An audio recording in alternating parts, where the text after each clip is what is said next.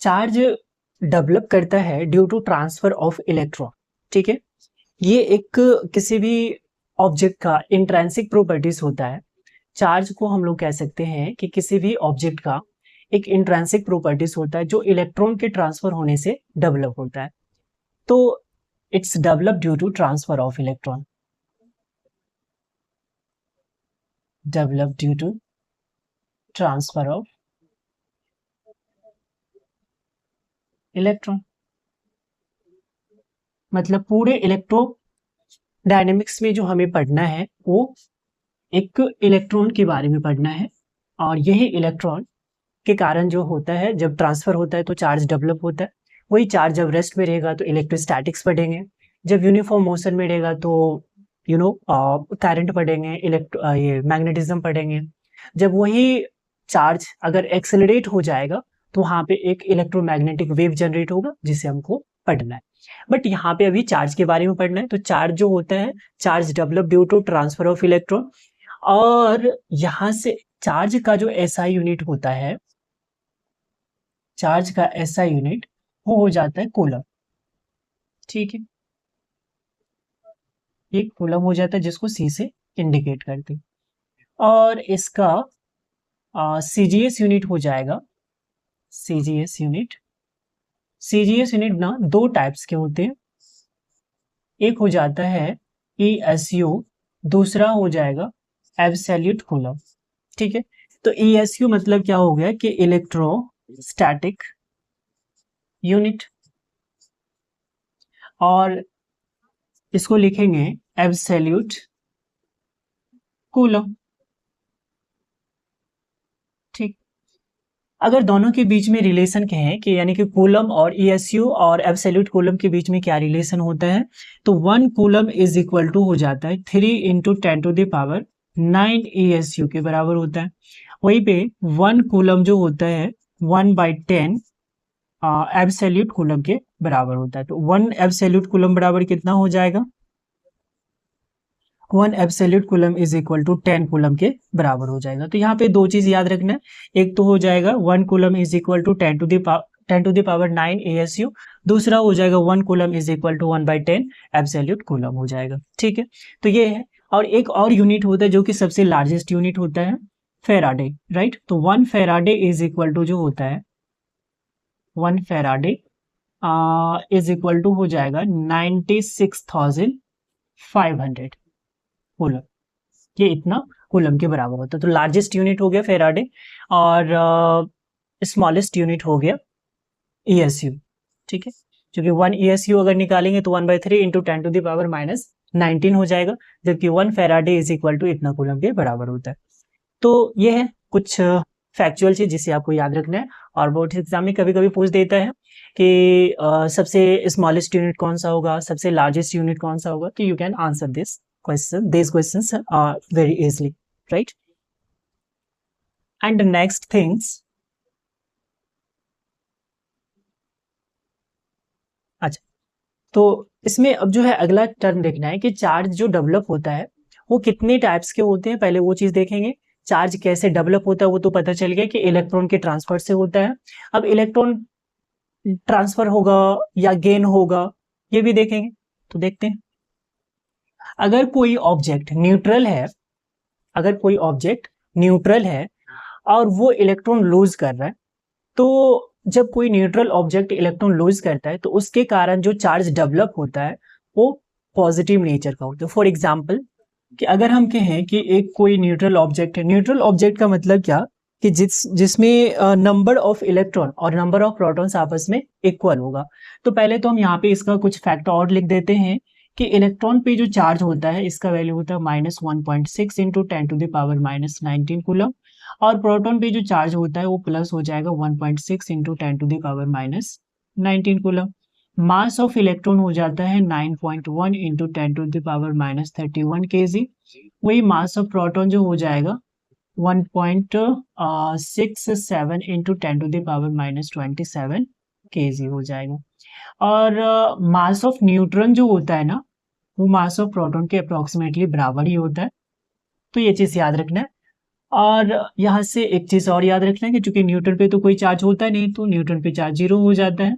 तो यहाँ पे न्यूट्रॉन पे कोई चार्ज नहीं होता, इलेक्ट्रॉन पे नेगेटिव होता है, प्रोटॉन पे पॉजिटिव होता है। मास ऑफ इलेक्ट्रॉन इतना है, मास ऑफ प्रोटॉन इतना है, और मास ऑफ प्रोटॉन जो होता है मास ऑफ न्यूट्रॉन के बराबर होता है। तो ये भी कुछ फैक्ट है जो आपको याद रखने हैं। फॉर एग्जाम्पल, अगर हम कहें कि कोई न्यूट्रल ऑब्जेक्ट है, तो न्यूट्रल ऑब्जेक्ट का मतलब कितना, कि जितना जिसमें नंबर ऑफ इलेक्ट्रॉन और नंबर ऑफ प्रोटॉन्स आपस में इक्वल होगा। तो इसमें हम मान लेते हैं कि 100 इलेक्ट्रॉन्स है और 100 प्रोटॉन है। न्यूट्रॉन पे तो कोई चार्ज होता ही नहीं, तो नेट चार्ज जो इस पे होगा, नेट चार्ज तो 0 हो जाएगा। Net charge is equal to 0। और इसमें से क्या करेंगे कि 10 इलेक्ट्रॉन इसमें से निकाल देंगे। 10 इलेक्ट्रॉन निकालने के बाद इस पे जो चार्ज डेवलप होगा, यानी इलेक्ट्रॉन की जो संख्या होगी वो हो जाएगा 90। ठीक है, और प्रोटॉन तो उतना ही रहेगा, क्योंकि प्रोटॉन को नहीं निकाल सकते, प्रोटॉन न्यूक्लियस में रहता है। अगर उसको निकालने की कोशिश भी करेंगे तो काफी हैवी एनर्जी देना पड़ेगा, और एनर्जी देने के बाद प्रोटॉन जैसे ब्रेक डाउन होगा तो क्या होगा, प्रोटॉन और इलेक्ट्रॉन बाहर में घूमते रहते हैं, दोनों आपस में एक दूसरे को अट्रैक्ट करेगा, एटम डिस्ट्रॉय हो जाएगा, एग्जिस्ट ही नहीं करेगा। तो यहाँ से क्या हो जाएगा कि हम इलेक्ट्रॉन को ट्रांसफर कर सकते हैं। तो यहाँ से क्या हो, 10 इलेक्ट्रॉन निकाले तो इसका मतलब 90 इलेक्ट्रॉन हो गया, 100 प्रोटॉन हो गया। तो अब इस पे अगर नेट चार्ज निकालेंगे तो इस पे चार्ज हो जाएगा पॉजिटिव, क्योंकि इसमें नंबर ऑफ प्रोटॉन ज्यादा है एज कंपेयर टू इलेक्ट्रॉन्स, तो इसके कारण इस पे चार्ज डेवलप हो जाएगा पॉजिटिव नेचर का।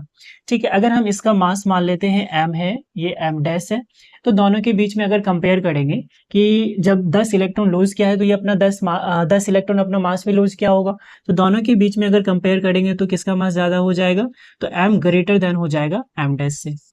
ठीक है, सेम ऑब्जेक्ट ले लेते हैं, इसमें क्या करते हैं, एक्स्ट्रा कुछ इलेक्ट्रॉन ऐड कर देते हैं। तो एक्स्ट्रा यहाँ पे 100 इलेक्ट्रॉन्स है, 100 प्रोटॉन्स है, और इसमें 10 इलेक्ट्रॉन हम एक्स्ट्रा ऐड कर देते हैं। तो टोटल नंबर ऑफ इलेक्ट्रॉन हो जाएगा कितना, 110 हो जाएगा, और प्रोटॉन उतना ही रहेगा। तो इस पे अगर हम चार्ज निकालें तो चूंकि इस पे चार्ज तो 0 है, और इस पे जो है चार्ज हो जाएगा, कौन सा नेचर का हो जाएगा, तो चूंकि नंबर ऑफ इलेक्ट्रॉन ज्यादा है नंबर ऑफ प्रोटॉन से, तो नेगेटिव चार्ज डेवलप होगा। इसका मास अगर स्मॉल m मान लेते हैं, ये स्मॉल m डैश है, दोनों के बीच में कंपेयर करेंगे तो यहाँ पे 10 इलेक्ट्रॉन ऐड हुआ है, इसीलिए इसका मास ज्यादा हो जाएगा। तो मास ज्यादा हो जाएगा तो इसको लिखेंगे m dash greater than m। ठीक है, इससे क्या हमको देखने को मिलता है कि जब चार्ज डेवलप होता है किसी भी ऑब्जेक्ट पे, तो उसके मास में वेरिएशन देखने को मिलता है। अगर यहाँ पे न्यूट्रल ऑब्जेक्ट से इलेक्ट्रॉन निकला है, इसका मतलब मास में डिक्रीज होगा, और जब कोई न्यूट्रल ऑब्जेक्ट है इलेक्ट्रॉन गेन किया है तो उसके मास में इंक्रीमेंट हो। ठीक है, तो ये कुछ चीज है, कब पॉजिटिव चार्ज डेवलप होगा, कब नेगेटिव होगा, तो इस तरीके से आप देख सकते हैं। नेक्स्ट जो है, इसका कुछ प्रॉपर्टीज देखना है कि दो सिमिलर चार्ज एक दूसरे को रिपेल करता है, दो डिसिमिलर चार्ज एक दूसरे को अट्रैक्ट करता है। तो और एक और चीज है, जैसे मास जो होता है एक वेलोसिटी पे डिपेंड करता है, वही चार्ज जो होता है वेलोसिटी से इंडिपेंडेंट रहता है। ठीक है, तो देखते हैं इसका इक्वेशन। जैसे मास जो है ना, ये वेलोसिटी पे डिपेंड करता है, तो m is equal to m0 root over 1 minus v square by c square होता है। इसका मतलब ये relative special theory of relativity में जब पढ़ेंगे तो वहां पे ये इक्वेशन आएगा। m जो होता है ये मूविंग मास होता है, और m0 जो है ये रेस्ट मास होता है।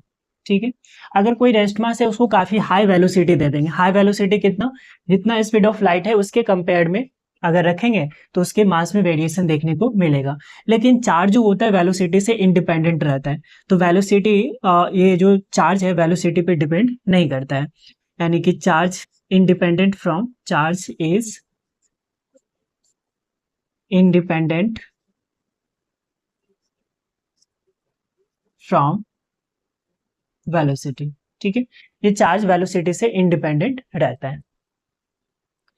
ठीक है, इसी तरीके से इसमें एक और टर्म आएगा जिसको कहते हैं कंजर्वेशन ऑफ चार्ज। चार्ज को क्रिएट भी कर सकते हैं, चार्ज को डिस्ट्रॉय भी कर सकते हैं, लेकिन नेट चार्ज को ना तो क्रिएट कर सकते ना ही डिस्ट्रॉय कर सकते हैं, तो इसी को कहते हैं कंजर्वेशन ऑफ चार्ज कहते हैं। तो यहाँ पे कुछ चीज था जिससे आपको याद। अब यहाँ पे जो चार्ज डेवलप हुआ है, कुछ प्रॉपर्टीज जैसे हैं कि दो सेम चार्ज होता है एक दूसरे को रिपेल करता है, दो अपोजिट चार्ज एक दूसरे को अट्रैक्ट करता है।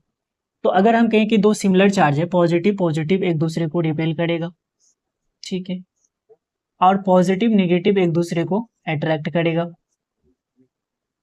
यहाँ पे नेगेटिव नेगेटिव भी एक दूसरे को रिपेल करेगा, ठीक है, चाहे वो पॉजिटिव चार्ज डेवलप हो या नेगेटिव, वो डेवलप होता है due to transfer of electron. और ये इलेक्ट्रॉन जो ट्रांसफर होता है हमेशा 1/1 के फॉर्म में होगा, कभी भी ये डेसिमल, नेगेटिव और फ्रैक्शन के रूप में ट्रांसफर नहीं होगा। जब भी होगा तो एक जैसे नेचुरल नंबर होता है उसी फॉर्म में वो ट्रांसफर होगा। फॉर एग्जाम्पल अगर कहें कि ऑब्जेक्ट से अगर इलेक्ट्रॉन निकलेगा तो कभी भी निकलेगा तो 1 2 3 4 5 इस तरीके से निकलेगा। और अगर कोई ऑब्जेक्ट अगर इलेक्ट्रॉन गेन भी करता है तो उसमें क्या होगा कि वो इसी तरीके से क्वांटाइज्ड फॉर्म में गेन करेगा, 1 2 3 4 5 6 7 इस तरीके से वो इलेक्ट्रॉन गेन करेगा। कभी भी ये फ्रिक्शन और डेसिमल के रूप में वो ट्रांसफर नहीं करेगा। तो उसी को हम लोग कहते हैं क्वांटाइजेशन। क्वांटाइजेशन को क्यू से इंडिकेट करते हैं और ये हो जाता है प्लस माइनस एन, ठीक है। और एन का जो वैल्यू स्टार्ट होता है कहाँ से, 1 2 3 4 5 etc, ये जाता हुआ रहेगा, इन्फिनाइट तक जा सकता है। और एन का वैल्यू क्या नहीं हो सकता है, तो एन का वैल्यू कभी भी 1.5 नहीं होगा, 2.3 नहीं होगा, 7.2 नहीं होगा, 5/3 नहीं होगा, इस तरीके से कभी भी नहीं होगा। और ये निगेटिव में भी नहीं होगा, क्योंकि अगर किसी को काउंट करना है तो वो नेगेटिव में तो काउंट कर नहीं सकते। तो एन का वैल्यू कभी भी वो नेगेटिव में नहीं आएगा, कभी डेसिमल के फॉर्म में नहीं आएगा, कभी फ्रैक्शन के रूप में नहीं आएगा। जब भी आएगा तो एक इंटीग्रल मल्टीपल आएगा जिसका वैल्यू कितना हो जाएगा, q is equal to plus minus n. और ये एन का जो मिनिमम वैल्यू है वो कितना है, 1 है। तो अगर हम इसमें एन का मिनिमम वैल्यू रखें, पूछेगा क्वेश्चन में कि किसी भी ऑब्जेक्ट पे मिनिमम पॉसिबल चार्ज कितना हो सकता है वो हमें कैलकुलेट करना है। तो उसके लिए क्या करना पड़ेगा कि एन का वैल्यू सबसे कम रखना पड़ेगा, मिनिमम रखना पड़ेगा। तो for minimum possible charge, for minimum possible charge n is equal to 1 हो जाएगा। तो अगर 1 हो गया तो क्यू बराबर कितना हो जाएगा, प्लस माइनस 1 इंटू ई। अब प्लस माइनस से इंडिकेट करेगा कौन सा नेचर का है। तो अब इसका वैल्यू अगर इसमें रखेंगे तो 1 इंटू 1.6 इंटू 10⁻⁻19, मतलब उस पर जो चार्ज डेवलप होगा वो इलेक्ट्रॉन के चार्ज के बराबर हो जाएगा, ठीक है। तो मिनिमम पॉसिबल चार्ज जितना इलेक्ट्रॉन पे चार्ज होता है उतना ही पॉसिबल हो सकता है, इससे कम नहीं हो सकता है। तो ये मिनिमम पॉसिबल चार्ज हो गया, ठीक है। तो क्वांटाइज्ड फॉर्म में क्या होगा कि जब भी इलेक्ट्रॉन ट्रांसफर होगा तो 1/1 के रूप में ट्रांसफर होगा, कभी भी ये डेसिमल और फ्रैक्शन के रूप में ट्रांसफर नहीं होगा। और यहाँ से कुछ क्वेश्चंस अगर आएगा तो कुछ इस तरीके से सॉल्व कर सकते हैं कि कहेगा कि find number of electron in 1 coulomb charge. तो क्वेश्चन लिखना है और इसको सॉल्व करना है। तो पहला क्वेश्चन क्या हो जाएगा, you have to find the total number of electrons in 1 coulomb charge. Find total number of electron in 1 coulomb charge।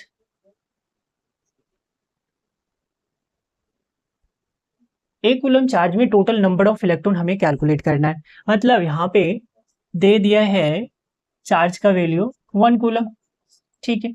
Charge is equal to हम लोग पढ़ते हैं एन ई के बराबर होता है, तो ये 1 के बराबर हो जाएगा। एन का वैल्यू हमें फाइंड आउट करना है, तो 1 बाय क्या हो जाएगा, 1.6 इंटू 10⁻⁻19।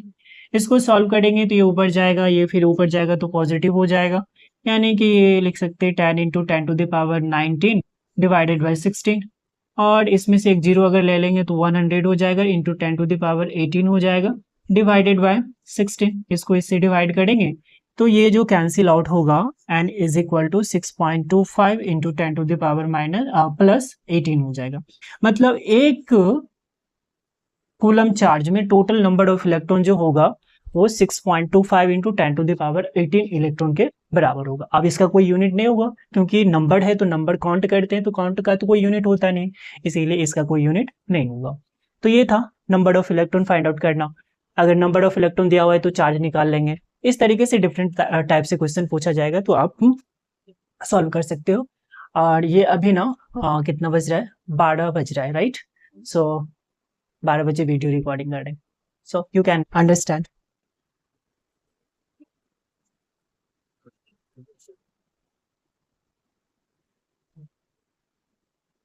अब ना इसमें अब हम लोग को देखना है कि मेथड ऑफ चार्जिंग, ठीक है, कितने मेथड होता है चार्ज करने के लिए। तो किसी भी ऑब्जेक्ट पे अगर चार्ज डेवलप कराना है तो उस पे कितना मेथड होगा, उस चीज के बारे में हम लोग देखने वाले। तो मेथड ऑफ चार्जिंग में पहला मेथड हो जाएगा फ्रिक्शन मेथड, ठीक है। फ्रिक्शन मेथड, फ्रिक्शन मेथड में क्या हो जाता है कि अगर दो कोई ऑब्जेक्ट है, दोनों ऑब्जेक्ट को आपस में रब करते हैं, तो एक ऑब्जेक्ट से इलेक्ट्रॉन निकल करके दूसरे ऑब्जेक्ट में चले जाते हैं। तो जैसे ए और बी को आपस में रब करेंगे, तो मानकर चलो ए से इलेक्ट्रॉन निकल करके बी में आया है, तो ए पे जो चार्ज डेवलप होगा, क्योंकि ए से इलेक्ट्रॉन निकला है इसीलिए इस पे जो चार्ज होगा पॉजिटिव होगा, क्योंकि यहाँ पे इलेक्ट्रॉन की डेफिशिएंसी हो जाएगा। और जिस पे जाएगा वहां पे इलेक्ट्रॉन की संख्या ज्यादा होने की वजह से इस पे जो चार्ज डेवलप हो जाएगा वो निगेटिव हो जाएगा। तो दो न्यूट्रल ऑब्जेक्ट था, दोनों को आपस में रब किए, रब करने के बाद क्या हुआ, इलेक्ट्रॉन ट्रांसफर हुआ। इलेक्ट्रॉन ट्रांसफर, जिससे इलेक्ट्रॉन ट्रांसफर हुआ उस पर पॉजिटिव चार्ज, और जिस पे गया उस पर नेगेटिव चार्ज डेवलप हो जाएगा। तो इसी मेथड को कहते हैं फ्रिक्शन मेथड कहते हैं। जैसे एवनाइट का रड होता है, उसको अगर सिल्क क्लॉथ से रब करेंगे तो क्या होगा, रड से इलेक्ट्रॉन निकल करके सिल्क क्लॉथ में आ जाता है, तो रड जो हो जाएगा वो पॉजिटिव चार्ज हो जाएगा, और सिल्क क्लॉथ जो होगा वो नेगेटिव चार्ज डेवलप हो जाएगा उस पर। तो ये था फ्रिक्शन मेथड। एक होता है कंडक्शन मेथड। तो कंडक्शन मेथड में क्या होता है, जिसमें एटलीस्ट वन ऑब्जेक्ट को चार्ज होना चाहिए। हाँ, कंडक्शन मेथड में, सेकेंड में कंडक्शन मेथड, इसमें क्या होगा, कम से कम एक ऑब्जेक्ट चार्ज रहेगा। तो जैसे अगर एक कोई ऑब्जेक्ट है, इस पे चार्ज अगर Q1 है, दूसरा कोई ऑब्जेक्ट है इस पे Q2 चार्ज है, मतलब कंडक्शन में एटलीस्ट वन चार्ज होना चाहिए। दोनों भी हो सकता है तो चल सकता है, लेकिन दोनों में से कम एक पे चार्ज होना चाहिए। तो जब इस पे चार्ज Q1 है, इस पे चार्ज Q2 है, दोनों को आपस में क्या करेंगे, कांटेक्ट में लाएंगे, या किसी कंडक्टर के थ्रू अगर कनेक्ट कर देंगे तो क्या होगा, चार्ज का मूवमेंट होना स्टार्ट होगा। और वो तब तक होगा जब तक कि दोनों आपस में इक्विलिब्रियम में नहीं आ जाते हैं। तो अच्छा, एक चीज और मानना है कि यहाँ पे जो ऑब्जेक्ट का जो साइज होगा वो सेम मान करके चलना है। अब सेम क्यों मान करके चलना है, ये हमें कैपेसिटर में अच्छे से समझ में आएगा। बट यहाँ पे चार्ज अगर Q1 है, इस पे चार्ज Q2 है, और इसको फाइनली क्या करेंगे, इस पे नेट चार्ज कितना हो जाएगा, दोनों को ऐड कर देंगे, तो नेट चार्ज कॉन्टेक्ट में लाने के बाद नेट चार्ज जो हो जाएगा Q1 प्लस Q2 हो जाएगा। फिर क्या करना है, इसे सेपरेट करना है। तो सेपरेट करेंगे तो इस पे जो चार्ज डेवलप हो जाएगा वो हो जाएगा Q1 प्लस Q2/2, और इस पे भी चार्ज डेवलप हो जाएगा, बे पे उतना ही चार्ज डेवलप होगा, Q1 प्लस Q2/2 हो जाएगा। अगर कहें कि दो अपोजिट नेचर का चार्ज है, मतलब एक पे पॉजिटिव है दूसरे पे नेगेटिव है, तो इसको मिटा रहे हैं।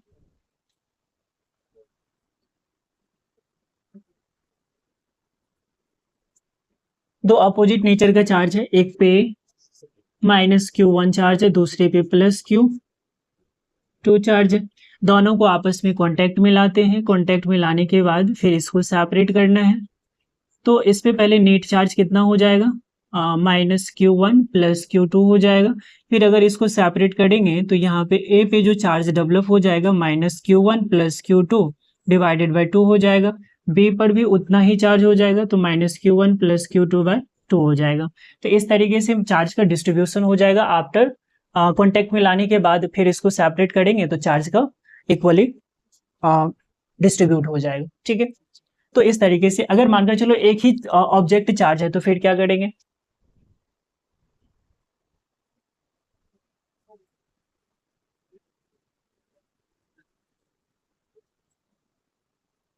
अगर एक ही चार्ज है तो उसके लिए क्या करेंगे कि एक ऑब्जेक्ट है जिस पे चार्ज Q1 है, दूसरा जो ऑब्जेक्ट है उस पे 0 चार्ज है, ठीक है। फिर इसको क्या करेंगे, कॉन्टेक्ट में लाएंगे। कॉन्टेक्ट में लाने के बाद क्या होगा, नेट चार्ज हो जाएगा इस पे कितना, तो Q1 प्लस 0 मतलब Q1 के बराबर ही होगा।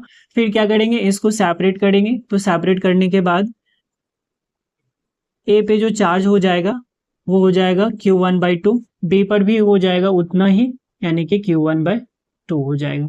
तो चार्ज इक्वली डिस्ट्रीब्यूट होगा। कंडक्शन मेथड में क्या हो गया कि दो ऑब्जेक्ट कम से कम एक चार्ज होना चाहिए, जब उसको कांटेक्ट में लाएंगे तो क्या होगा, और फिर उसको सेपरेट करेंगे तो क्या होगा, उसमें चार्ज इक्वली डिवाइड हो जाएगा। तो इसी को कहते हैं कंडक्शन मेथड कहते हैं। ठीक है। अच्छा, इंडक्शन मेथड में क्या हो जाएगा, तो इंडक्शन मेथड में क्या होगा कि एक कोई न्यूट्रल ऑब्जेक्ट है, इसके नजदीक कोई चार्ज ऑब्जेक्ट लाए जिसको कहते हैं इंड्यूसिंग चार्ज कहते हैं, और ये जो नेचर है वो पॉजिटिव नेचर का है, इस पे चार्ज मान लेते हैं क्यू नॉट है, और इस चार्ज को कहते हैं इंड्यूसिंग चार्ज। ठीक है।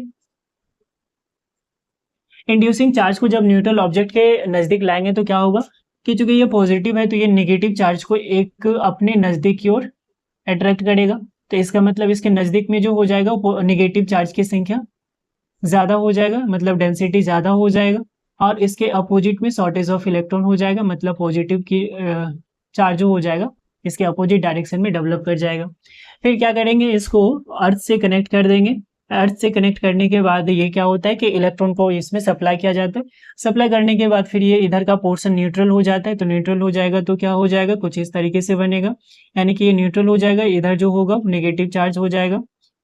फिर जब इस पे नेगेटिव चार्ज होगा, इधर न्यूट्रल हो जाएगा, तो क्या करेंगे, अर्थ से डिस्कनेक्ट कर देंगे।